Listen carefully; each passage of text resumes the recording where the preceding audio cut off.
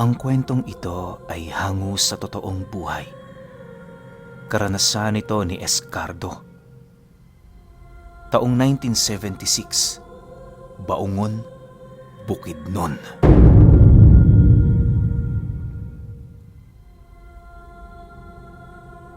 Itong mga panahong ito, kasalukuyang kaanib ng isang samahan ng mga antingero, itong si Escardo.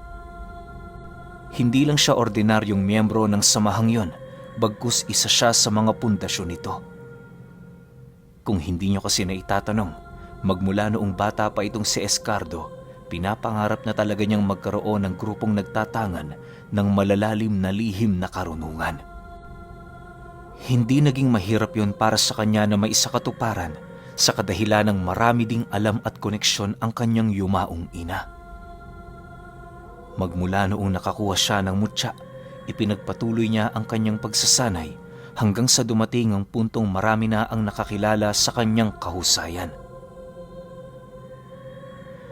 Nang makilala niya ang iilan sa kanyang mga kapatid na antingero, doon na sila nagpasya na magtayo ng grupo. Unang tayo nito, 5 lamang ang miyembro. Hanggang sa hindi naglaon, dumami na ng dumami ang kasapi. Hindi naman mahirap pumasok sa grupo ni Escardo. Simple lang noon ang kinakailangan mong patunayan. Una, kailangan may malakas kang kabal sa katawan. At pangalawa, meron kang tinatangang mutya. Kapag kumpleto mo ang 2 mahalagang bagay na yan, wala ka nang ibang iisipin kundi ang huling hakbang bago makasali ng grupo. Bukod kasi sa abilidad, isa din sa sukatan ni Escardo ng kanilang bagong miyembro ay ang kabutihan ng loob nito at ang ipapakita nitong katapatan sa kanilang samahan. Sa halos humigit 30 miyembro ng kanilang grupo, nasisiguro niyang wala doong mahina. Bagaman ang iilan sa mga ito ay merong dugo ng kaliwa, hindi ito hadlang para sa kanya upang magtiwala. Iba kasi ang linya ng pag-iisip nitong si Escardo. Hindi siya bumabase sa dugong tinatangan ng tao, bagkus ay sa katapatan ng mga ito. Kapag dumarating naman ang puntong napapasabak ang kanilang grupo, responsibilidad ng bawat miyembro ang tumulong. Para sa kanila, hindi mahalaga kung sino pa ang kanilang mga kalaban, basta ang importante makuha nila ang hustisya ukol sa mga nangyari. Ilang beses na ding nasubukan ni Escardo ang kanyang mga kasama kung kaya't malaki na doon ang kanyang tiwala. Sa loob ng ilang taon, nagpalaboy-laboy sila sa mga bundok para maghanap ng lugar na kanilang titirhan. Malabo na kasi sila noong manatili sa bayan, gawa ng hinahanap na ng mga militar ang kanilang samahan. Bukod kasi sa mga ginawa nilang pagpatay sa iilang mga baryong kanilang dinaanan, marami din ang saksi kung papaano nila pinaslang ang mga aswang na nagbabalat kayo. Magmula noong nalaman ng karamihan ng kanilang akto, naging matunog ang pangalan nila sa bawat baryo bilang samahan ng mga kulto. Karamihan sa mga ordinaryong tao ay pinagbibintangan silang pumapatay para sa alay na siya namang hindi na nila gaanong pinapansin. Ayon kay Escardo, walang saysay ang magdahilan sa mga taong mangmang at walang alam sa mga kaganapan. Naiintindihan din niya ang pag-uugali ng mga ito, gawa ng katulad ng mga aso, kumakahul yon sa oras na hindi pa nila nakikilala ang mga napapadaang tao. Sa pagpapatuloy ng kanilang paglalakbay, hindi naglaon nakahanap na sila ng isang kuta na malapit lamang sa paanan ng bundok. Kalapit lang din ito ng isang maliit na baryo na siya namang madali nilang mapupuntahan sa oras na meron sila doong pangangailangan. Kampante din naman doon sila Escardo kahit papaano, gawa ng nasisiguro nila na walang kuta roon ng mga militar. Isang araw, inutusan niya ang iilan sa kanyang mga kasama na tumungo muna sa baryo upang magbenta ng mga nakuha nilang kopra sa paligid. Inabisuhan din niya ang mga itong huwag gumawa ng gulo nang sa gayoy hindi sila doon matunugan ng mga sundalo. Bago umalis ang 5 kataong kanyang inutusan, mariin niya yung pinaalalahanan. Mga kasama, mag-iingat kayo ha. Payo lang, huwag kayong gumawa ng kahit na anong eksena na makakapukaw sa atensyon nila. Alam niyo naman ang mga tao, masyadong metikuloso sa mga bagay na bago sa kanilang paningin. Kapag nakakita sila sa inyo ng milagro, paniguradong kakalat ito sa iba't ibang baryo. Sa ngayon hanggat maaari, iwasan niyo munang magtiwala sa kahit na sino sa kanila. Paalala ni Escardo sa kanyang mga kasama. Sige ho, Ka Escardo. Kami na ang bahala. Mauna na ho kami.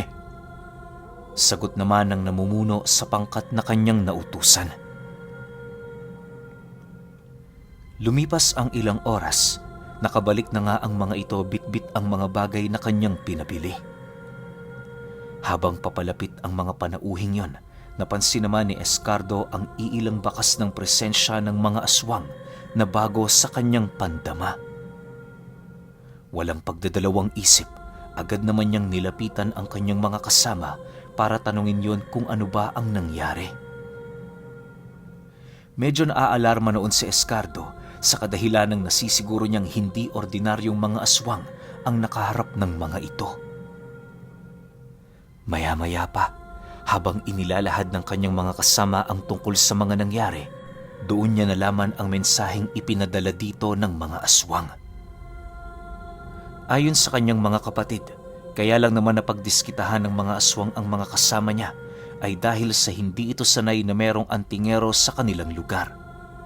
Mariinding nagbabalayon sa kanyang mga kasama na sa oras na bumalik pa sila sa sentro, hindi lang yon ang sasapiti nila. Matapos naman yung malaman ni Escardo, halos sumabog ang kanyang dibdib dahil sa galit. Hindi siya nagagalit dahil sa ginawa nito sa kanyang mga kasama, bagkus ay nagagalit siya dahil sa pagbabanta nito sa kanila. Sa dami na kasi ng mga napatunayan ni Escardo, hindi na niya kayang sikmurain pa ang pagmamaliit sa kanilang grupo ng mga nilalang na hindi naman nila inaano. Sa pagpapatuloy ng kanilang pag-uusap, agad naman niyang pinatawag ang isa sa kanyang kapatid na bihasa pagdating sa kumbate. Yon ang pinili niyang lumakad sa kanyang plano, gawa ng eksperto itong pumatay ng hindi natutunugan ng kanilang mga kalaban. Matapos niyang mailahad ang mga bagay-bagay na kinakailangan nitong gawin, agad naman niyang binasbasan ang gagamitin nitong armas sa pakikipaglaban. Inabisuhan niya din yung bumalik bago maghating gabi upang magawa nilang mapag-usapan ang tungkol sa mga nangyari. Nang marinig naman yon ng kanyang kapatid, tumangulang naman ito habang nananatiling walang imik. Sa pag-alis nito sa kanilang kuta, inilahad ni Escardo sa mga kasama niya kung bakit yon ang kanyang napili na lumakad. Ayon kay Escardo, na sa lahat ng mga kasama niya, natatangi ang kapatid nilang yon. Bukod kasi sa nagtatangan yon ng mutya ng gabi, hindi rin pangkaraniwan ang lakas at bilis nito kapag lumalakad ng mag-isa. Nasisiguro niya ding hindi yun matutunugan ng mga gabunan dahil sa kakayahan nitong ikubli ang kanyang presensya sa anumang estado ng pang-amoy at pandama. Baliwala roon ang talas ng pang-amoy ng mga kalaban nila, gawa ng halos hindi nila matukoy kung ano ang nagdadala ng amoy na yon. Maihahalin tulad ni Escardo ang kanyang kasama sa isang tipak ng bato na puwersahang pinapagalaw ng hangin. Imposible din yung matukoy ng pandinig dahil sa kumakalat sa paligid ang nagagawa nitong ingay. Ang tanging kahinaan lamang ng abilidad na yon ay kinakailangan mo itong makita ng iyong mismong mata. Kapag nagawa mo ito, siguraduhin mong hindi na siya mawawala pa sa iyong paningin upang madali mo siyang magapi. Dagdag pa ni Escardo na bago pa man malaman ng kanilang mga kalaban ang tungkol sa kanilang kapatid, nagawa na nitong mapaslang ang karamihan sa kanilang panig. Sa pagpapatuloy ng kanilang pag-uusap, may mga nasipat naman siyang mga kasama nilang nagboluntaryo na lumapit sa pugad ng mga gabunan. Ginawa nila ito nang sa gayoy kapag nalagay man sa alanganin ng kanilang kasama, madali nila yung matutulungan. Pagkarinig naman ni Escardo sa sinabi ng mga ito, hindi naman niya yun tinutulan dahil inaasahan na niya yung gagawin ng iilan niyang mga kasama. Bago umalis ang pangkat na nagpaalam sa kanya, sinabihan niya yung magpadala ng mensahero pabalik sa kanilang kuta upang madali silang makakapaghanda kung sakali mang may mangyaring hindi maganda. Nang marinig naman yon ng kanyang mga kasama, tumangulang naman ito bilang tanda ng kanilang pagsang-ayon. Lumipas pa ang ilang oras. Walang ibang ginawa ang grupo ni Escardo kundi ang manatiling nakikiramdam sa paligid. Yung mga kasama nilang dalubhasa sa panggagamot, ipinuwesto nila sa pinakagitna ng kanilang kuta upang yon ay maprotektahan. Iniwasan din nila noon na magsindi ng kahit na anong uri ng gasera upang hindi sila basta-bastang mahanap ng mga gabunan. Sa pagsapit ng 12:00 ng gabi, nakahanda na ang halos karamihan sa kanyang grupo. Ang iilan sa mga ito, mahigpit na ang pagkakahawak sa kanilang mga armas, gawa ng rinig na nila ang mga pag-aatungal ng mga aswang. Maya-maya pa, sa pagdating ng kanilang mga kasama, doon nila nasilayan ang grupo ng mga gabunang nagwawala habang mabilisang sumusugod sa kanila. Pagsilay doon ni Escardo, walang pagdadalawang isip naman niyang kinuha ang dalawa niyang itak at kasabay nito ang mabilisan niyang pagsalubong sa mga nilalang. Nang ilang dipa na lamang ang pagitan ng kanilang mga puwersa, bahagya namang napatigil ang mga gabunan upang kaharapin siya. Paglapit sa kanya ng inutusan niyang kapatid, nasipat niya yung may malalim na sugat sa tagiliran at halos hindi na makahinga ng maayos. Matapos niya yung masilayan, dali-dali naman niya yung pinalapit sa mga kapatid nilang dalubhasa sa panggagamot upang mabigyan ito ng paunang lunas. Sa muling pagbaling ni Escardo ng kanyang paningin sa mga aswang, mariin naman niya yung binalaan na merong kalakip na parusa ang ginawa nila. Nang marinig naman yon ng mga nilalang, doon niya nasipat ang pinakapinuno ng mga ito na dahan-dahang naglalakad patungo sa kanyang harapan habang sumasagot sa kanya ng, "Kalakip na parusa? Baka nakakalimutan mo. Kayo ang nauna. Ipinagtanggol lang namin kung ano nasa isip naming tama. Kung iisipin, marami ang napaslang sa hanay namin.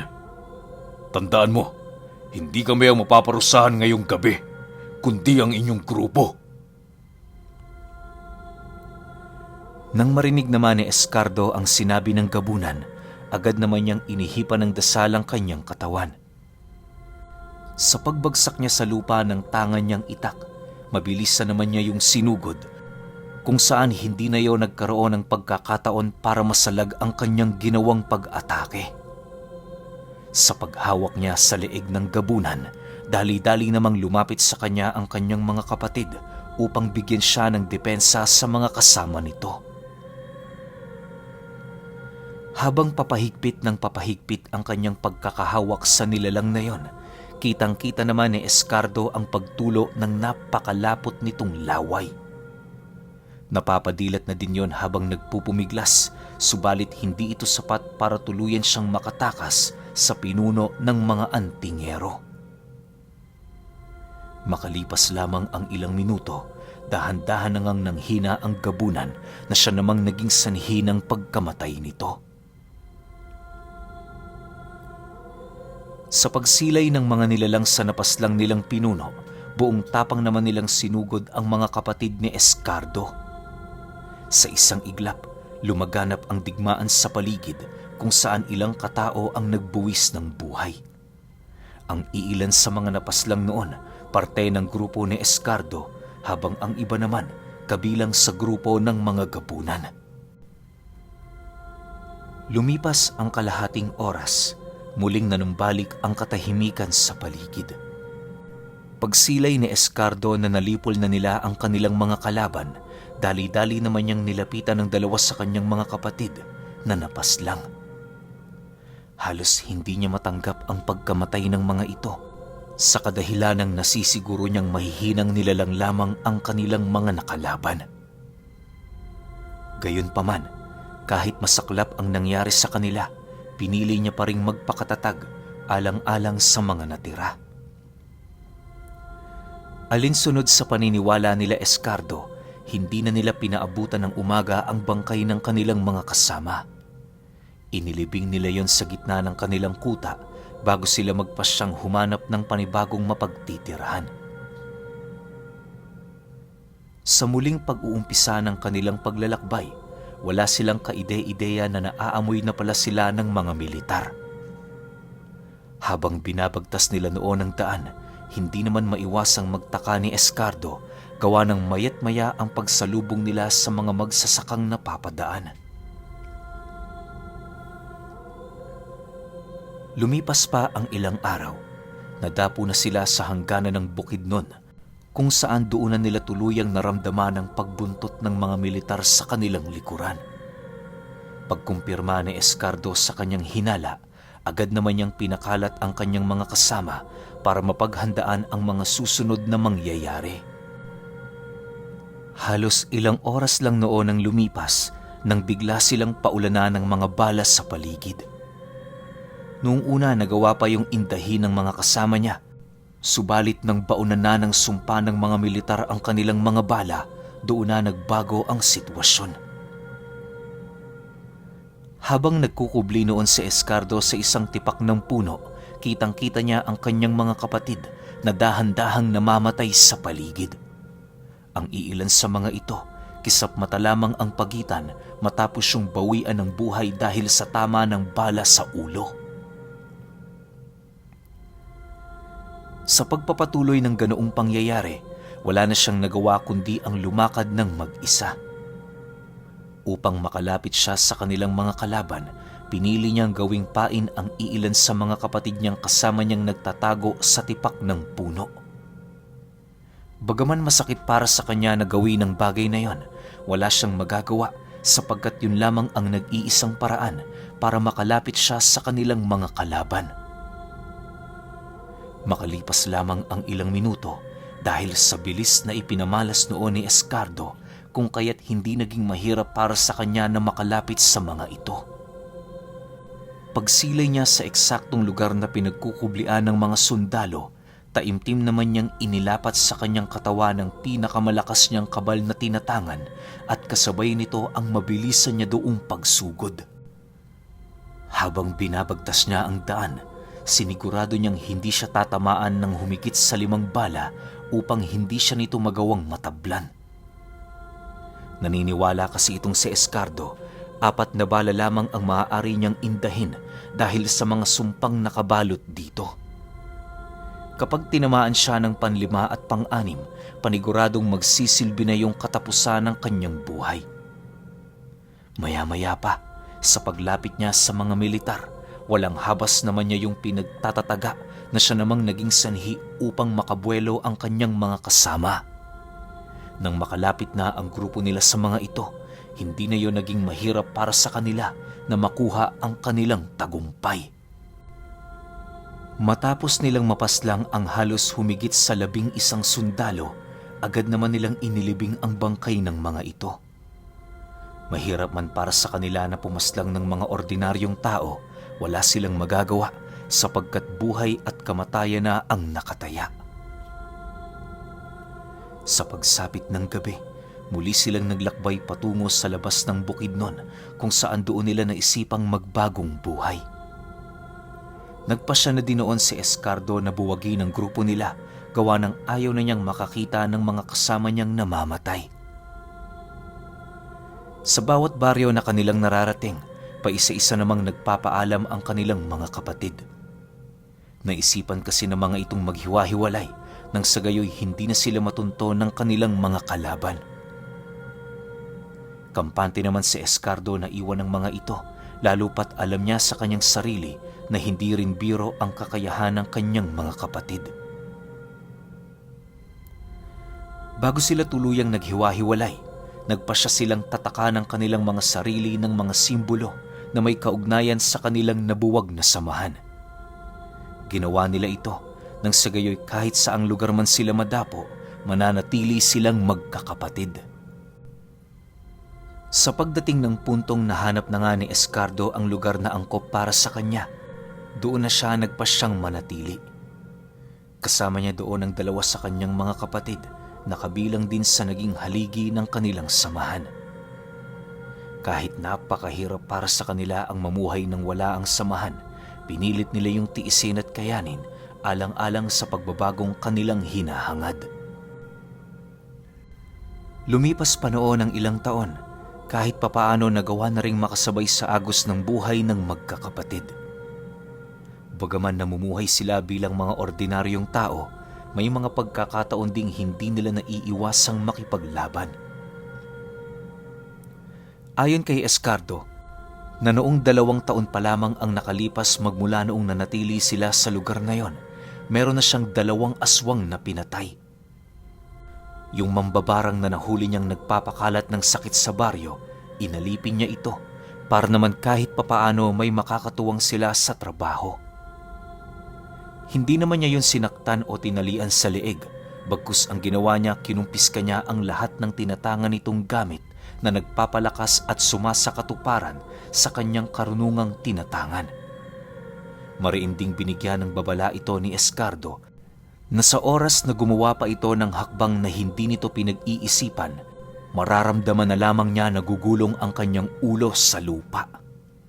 Dagdag pa nito, mabait siya sa kung mabait, pero wag sana yung aabusuhin.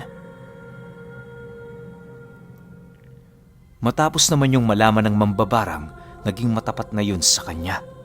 Lahat ng kinakailangan nilang malaman sa baryo ay inilahad nito nang sa gayoy magawa nila roong magtiwala. Hindi naglaon, ang alipin na mambabarang ni Escardo ay naging isa na din sa kanyang kapatid. Malaya na din yung gumagamit ng karunungan basta sisiguraduhin lamang nito na hindi ito gagawa ng bagay na peperwisyo sa mga ordinaryong tao. Dahil sa ganun niyang pamamaraan at pamamalakad sa mga taong itinuturing niyang pamilya, kung kaya't dahan-dahan ding nararamdaman ng mambabarang ang pagbabago niya. Kung noon mahilig itong maglaro sa buhay ng mga ordinaryong tao, ngayon pakiramdam ng taong yon, mas nais na niyang protektahan ang mga ito. Dahil kay Escardo, natutunan ng mambabarang ang kahalagahan ng buhay at ang pagiging makatao. Sa paglipas pa ng mga buwan ng kanilang pagsasama, naging maayos naman ang lahat. Kapag may nababalitaan silang kakaibang nangyayari sa baryo, agad silang naghahanap ng paraan para maresolba ito. Hindi rin nila hinahayaang makalapit sa kanilang lugar ang mga aswang at tiktik, lalo na kung alam nilang may buntis sa lugar. Ayon pa kay Escardo, na sa loob ng ilang buwan nilang pakikipaglaban sa mga aswang, itinuring nila itong mga mortal na kalaban. Isipin ninyo, matapos nila yung pahirapan, lalagyan nyo ng sakit ng kapatid niyang mambabarang na siya namang magdudulot ng hindi maipaliwanag na pagdurusa sa buhay ng mga nilalang bago yun tuluyang mamaalam. Kaya lang naman tumatalab ang karunungan ng mambabarang ay dahil sa tulong ng kanyang mutya. Magmula noong nanirahan sila sa baryo, naging malinis na ito. Kahit saang lugar ka doon tumungo, wala kang makikitang kahit na anong bakas na manggagaling sa mga aswang o iba pang kauri nito. Sabi-sabi nga noon ng mga matatanda sa kanila na magmula noong nanirahan doon sila Escardo, wala na silang naramdamang kakaiba. Yung mga manggagamot din sa baryo, halos naglalakbay na patungo sa kabilang baryo para maghanap ng pasyenteng kanilang gagamutin. Pero alam nyo ba, na sa likod ng kabutihang ipinapakita ni Escardo sa mga kababaryo niya, nagtatago ang isang pagsisisi dahil sa mga nangyari sa kanyang nakaraan, lalong-lalo na noong namatay ang iilan sa mga kapatid niya dahil sa engkwentro nila sa mga sundalo na naganap sa dulo ng Bukidnon.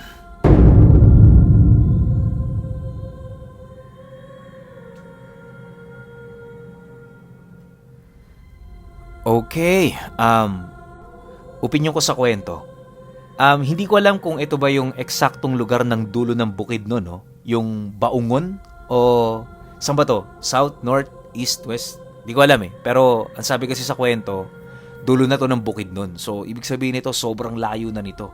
Tsaka parang naikot nila Escardo yung buong bukid nun eh, no? Kasi nga, nagpapalipat-lipat sila ng lugar. Ba't sila nagpapalipat-lipat? Para iwasan yung mga sundalo. Kaso nga lang, naabutan sila siguro dahil din sa bilis nito o sa dami ng impormasyong nakukuha nila tungkol sa grupo ni Escardo.